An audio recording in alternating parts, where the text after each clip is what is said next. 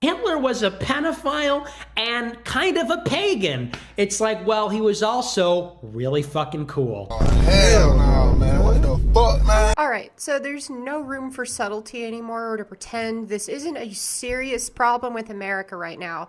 Racism basically got invited back into our culture and handed a fucking microphone, and then it defends as just edgy humor or free speech. One of the clearest examples of this normalization is Nick Fuentes and his whole Groyper movement.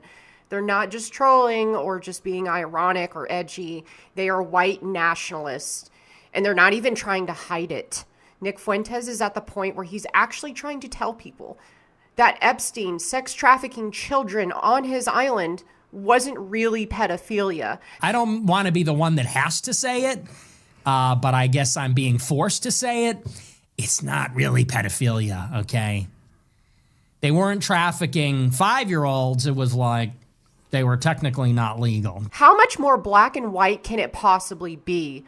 And now people act shocked that this even exists to begin with. It didn't come out of nowhere. The whole movement formed in a very specific environment where online spaces where young, angry, socially isolated men were already being radicalized by their own petty resentment. It's resentment towards women, minorities, and a world that didn't hand them status just for having a cock and existing. And instead of telling these people the truth, the world doesn't owe you dominance. Figures like Fuentes give them a fantasy where their failures aren't personal, their loneliness wasn't their responsibility, and their bitterness was actually clarity. That's the appeal. That's what it's all about there. This movement thrives on the idea that something was stolen from them, that there was a natural order, white, male, Christian, and that everyone else ruined it. That everyone else is the problem. It's just a grievance disguised as destiny. And what really needs to be said is that this movement did not survive because it was persuasive. It survived because it was tolerated. Groypers in the past were treated like a joke, some dumbass meme, or just an edgy phase. And a lot of us laughed it off. Platforms hesitated. Our media sedentized it. And every time someone said, relax, guys, it's just trolling, the idea just embedded itself deeper.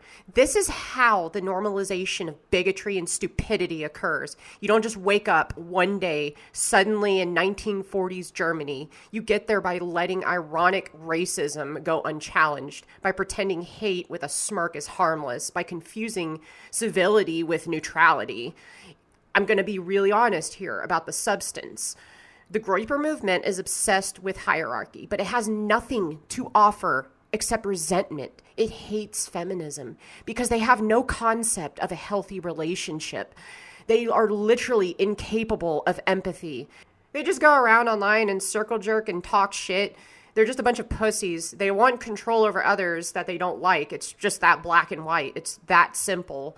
And I think most of us are very aware and we can see it for what it is. But it's the sad truth that a lot of young men in particular get roped into this shit. And it's an ideology built entirely around what it opposes, not what it can create. That's why it attracts people who feel powerless, because power, real power, requires competence, empathy, and responsibility. This movement offers none of that. It offers permission to blame, and the incel element is just part of their structure.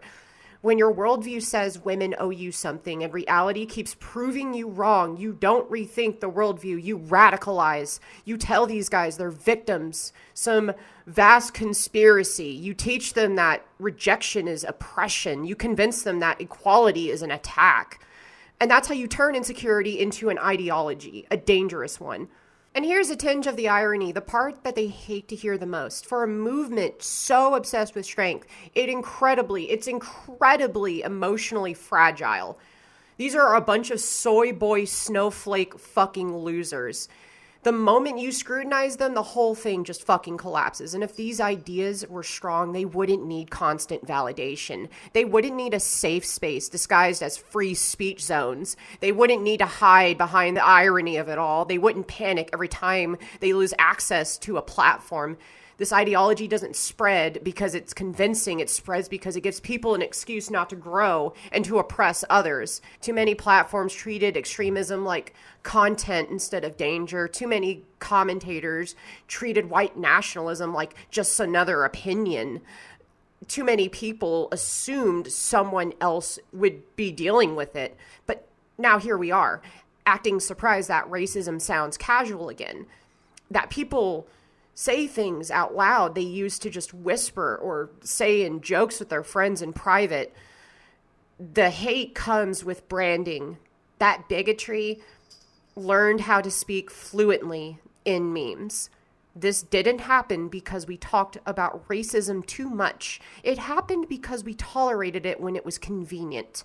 And now really listen, because here's the thing that really matters.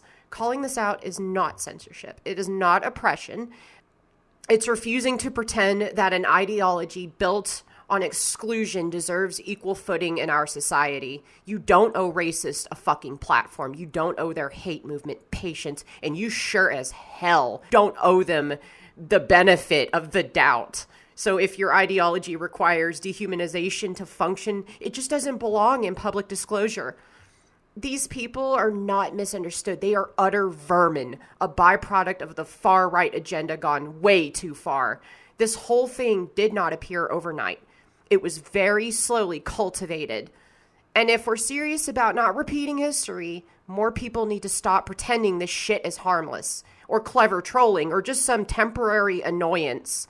Racism doesn't need to shout to be dangerous anymore. It just needs to be familiar.